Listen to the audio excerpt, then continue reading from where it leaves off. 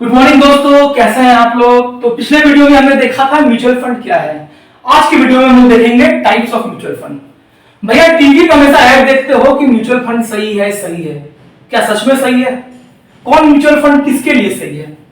तो types of mutual fund में हम लोग देखेंगे इक्विटी, डेब्ट, हाइब्रिड, इंडेक्स, एएसएस। तो ये वीडियो में हम लोग स्पेशली फोकस करेंगे इक्विटी म्यूचुअल फंड। एक ही वीडियो में आपको इक्विटी म्यूचुअल फंड समझ में आ जाएगा और आपके लिए कौन सही है ये आपको समझ में आ जाएगा।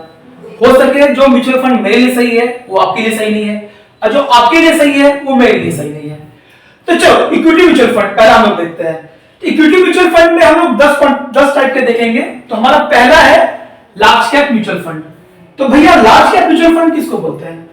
ऐसे म्यूचुअल फंड जो भारत के टॉप 100 कंपनी है मार्केट वाइज, उसमें अगर आप पैसा लगा रहे हो, टॉप 100 कंपनी मार्केट वाइज है, उसमें अगर आप पैसा लगा रहे हो तो वो है लार्ज कैप म्यूचुअल फंड।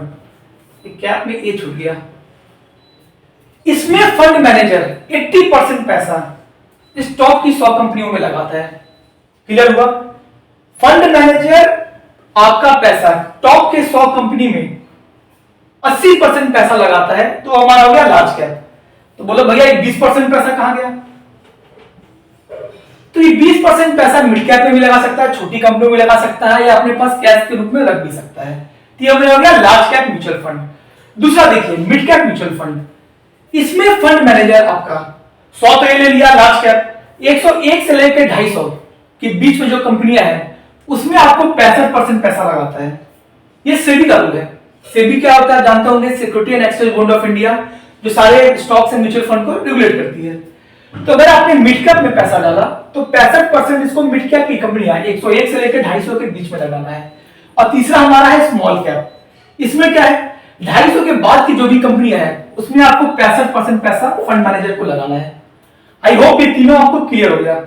अगर आपने 1000 रुपया डाला स्मॉल कैप में तो 650 रुपया आपके स्मॉल कैप में गया, बचा हुआ 350 रुपया कहां जाएगा?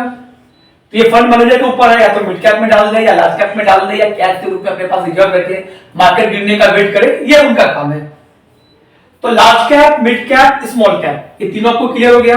अब चौथा देखिए लार्ज प्लस मिड कैप। नाम से ही लग रहा है कि इसमें लार्ज कैप भी है मिड कैप भी है। तो 35% पैसा लार्ज कैप में डालना है, 35%। देखिए multi cap and flexi cap. Multi cap किसको बोलते हैं, फ्लेक्सी कैप किसको बोलते हैं? इसमें लोगों को बहुत कंफ्यूजन होता है कि भैया मल्टी कैप कौन है, फ्लेक्सी कैप कौन है, हमारे लिए कौन सही है। मल्टी कैप में फंड मैनेजर को 25-25-25 लार्ज, मिड और स्मॉल, 25% उसको लार्ज कैप में डालना है, 25% मिड कैप में डालना है, 25% स्मॉल कैप में डालना है। बाकी जो बचा 25% वो कहीं भी डाल सकता है। तो 25-25-25 तीनों में डालना है आपको, और 25 को वो कहीं भी लगा सकता है। लेकिन फ्लेक्सी कैप में क्या है, फ्लेक्सी कैप में फंड मैनेजर के पास कोई रिस्ट्रिक्शन नहीं है। उसको बस 65% पैसा इक्विटी में डालना है, बाकी वो पूरा पैसा लार्ज कैप में डाल दे, मिड कैप में डाल दे या स्मॉल कैप में डाल दे। ये अपना फ्लेक्सिबल है वो। तो मल्टी कैप और फ्लेक्सी कैप आप लोगों को समझ में आया। और देखिए अब नेक्स्ट हम लोग देखते हैं छठा, वैल्यू कॉन्ट्रा फंड। इसमें फंड मैनेजर क्या करता है, ऐसे फंड उठाता है जो भी अंडर वैल्यू है, जो भैया अभी बढ़े नहीं है लेकिन बढ़ने की प्रोबेबिलिटी बहुत ज्यादा है, उसको हम लोग बोलते हैं वैल्यू कॉन्ट्रा फंड। सातवां ये फोकस्ड फंड। फोकस्ड फंड में फंड मैनेजर ऐसे फंड में फोकस्ड बनाता है, 30 फंड उठाएगा मैक्सिमम, जिसके ग्रोथ होने के चांसेस ज्यादा है। आठवां देखिए डिविडेंड फंड। डिविडेंड फंड में क्या है कि फंड मैनेजर ऐसे फंड उठाएगा जो आपको डिविडेंड दे। तो ये आठवां आपको क्लियर हो गए, large cap, mid cap, small cap, large plus mid, multi, flexi, value and focused. अब नौवां देखिए सेक्टोरियल फंड। सेक्टोरियल फंड में क्या भाई, आप एक बेट ले रहे हो किसी एक सेक्टर पे, जैसे इंफ्रा, एफएमजीसी, बैंकिंग। जैसे एक समय था कि रेलवे के सेक्टर बहुत बूम कर रहे थे, तो उस समय क्या रेलवे का रिटर्न बहुत ज्यादा था। तो अगर आपको मार्केट की सही पकड़ है, सही नॉलेज है, आपको पता है कि अब ये सेक्टर बढ़ेगा, तो आप इसमें बेट खेल सकते हो सेक्टोरियल फंड पे। और 10वां हमारा है ईएलएसएस फंड। ये फंड एक समय बहुत सुर्खियों में रहा करता था। कारण क्या है, इसका पहले फुल फॉर्म देखिए, इक्विटी लिंक सेविंग स्कीम। ये हमारा tax Reliance saving scheme, ELSS fund. तो अभी इसकी वैल्यू थोड़ी कम हो गई है। कम क्यों हो गई है?